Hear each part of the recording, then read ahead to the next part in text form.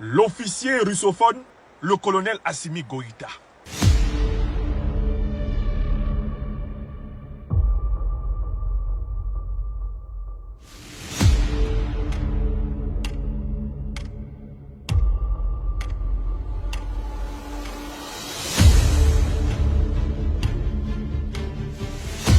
Le président de la transition malienne, M. Bandao.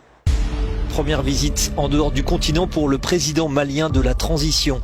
Bando est en France à l'invitation d'Emmanuel Macron pour une rencontre officielle de 72 heures. M. Bandao, puis à un certain moment, était dans une espèce de dérive. Il y a deux signes incontestables que ce monsieur était dans une espèce de dérive, qui aujourd'hui plonge le Mali dans les incertitudes dommageables que nous constatons.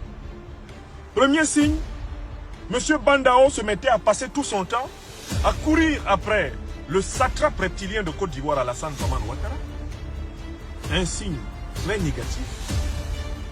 Alors que Alassane Dramane Ouattara est un grand déstabilisateur de l'Afrique de l'Ouest, et notamment l'un des principaux déstabilisateurs du Mali.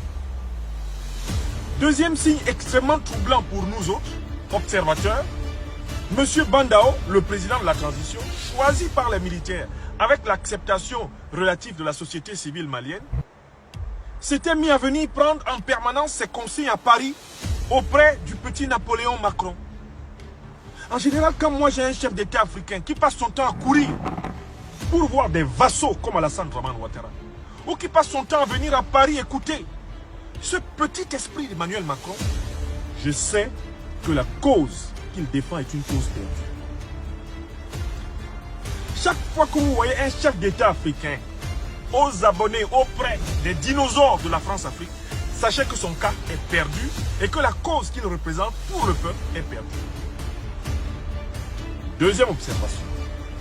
Mais ce monsieur Bandao, j'ai eu le sentiment en observant son orientation ces derniers temps qu'il avait oublié que ce n'est pas la France qui lui avait donné le pouvoir. Ce n'est pas la France, ni Alassane Ouattara, ni Ibrahim Boubacar Keïta qui lui ont donné le pouvoir. Il y a deux forces qui ont donné le pouvoir à Bandao. Et il s'est mis à ne pas les prendre au sérieux ces derniers temps. Ces deux forces sont: un, le peuple malien, qui a mené sa révolution contre le pouvoir corrompu france-africain d'Ibrahim Boubacar Keïta.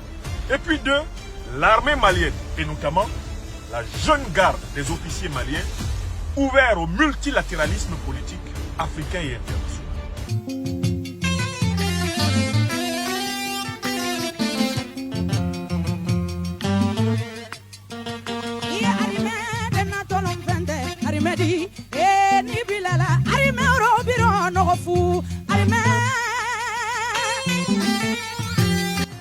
Monsieur Bandao se mettait à passer tout son temps à courir après le satrape reptilien de Côte d'Ivoire, Alassane Dramane Ouattara.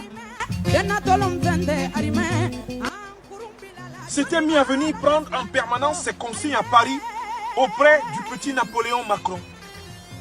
En général, quand moi j'ai un chef d'État africain qui passe son temps à courir pour voir des vassaux comme Alassane Dramane Ouattara, ou qui passe son temps à venir à Paris écouter ce petit esprit d'Emmanuel Macron, je sais que la cause qu'il défend est une cause perdue.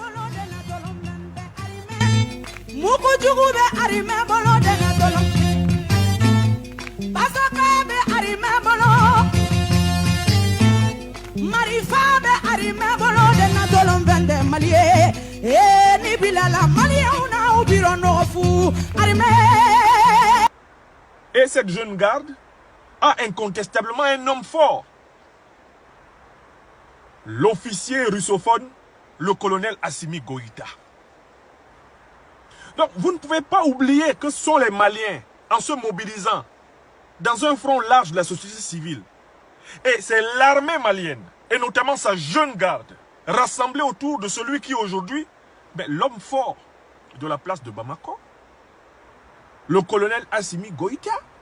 Ce sont ces deux forces qui ont proposé, en raison de son âge et de son expérience, de ce qu'on appelle dans la tradition malienne le Koroya.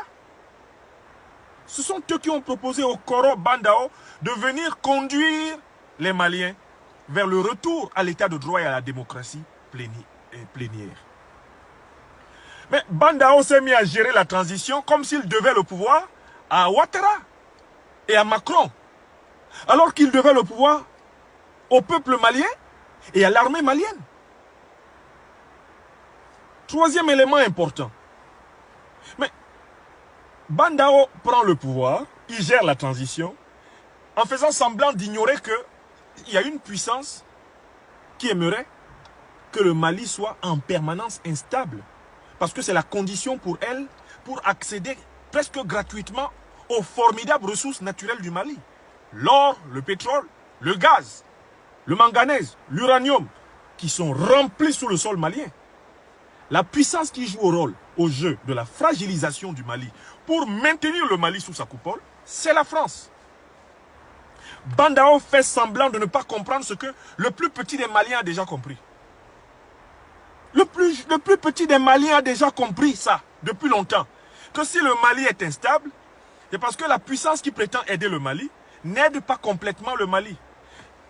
D'un côté, elle soutient l'opposition, de l'autre, elle soutient le pouvoir. Ce qui fait que le Mali est toujours fragile et que elle, son emprise sur le Sahel est garantie. La France veut se rendre indispensable au Mali.